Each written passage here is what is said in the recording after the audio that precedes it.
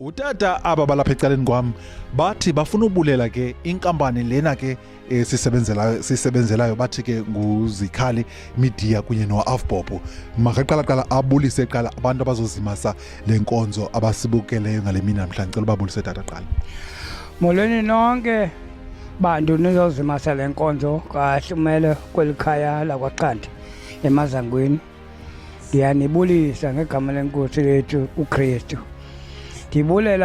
Ndizobulela uZikhali Media ngomsebenzi wakhe awenzileyo kwelikhaya lakwaQanti. Sikhona apha. Ndizobulela ke ngoku noAfbop ngomsebenzi awenzileyo osithwalelela sapho emoshwana sigcinelela sapho aze nalekhayeni.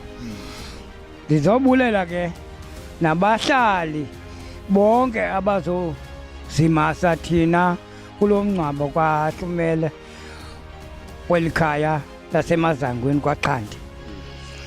Ngumzangwa ke lo utata uQanti kwelikhaya uthethayo obefanele ba uyathetha ebezawuthetha nangomso nasebantwini. Ndiyanibulela kakhulu nibamakazibini.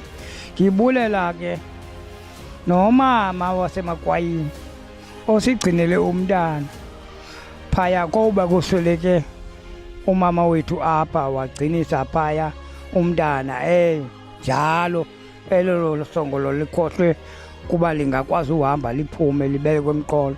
Ndambulela lo mama wasemakwayini kakhulu ngongazenzisiyo apha ekhayeni eMazangweni. Ndibulela ke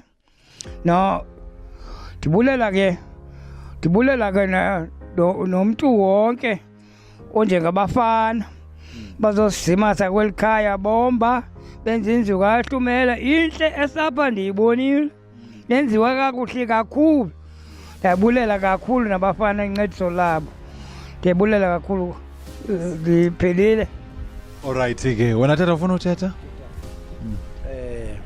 Enkosi ndiyabulela ngawo okamazwi eseleyo egqityiwe umntakwethu.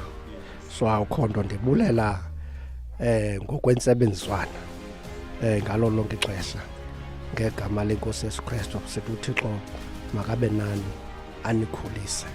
Enkosi. Alright ke sibonga zonke sibini ke wena umuntu sibukeleyo inkosi kakhulu.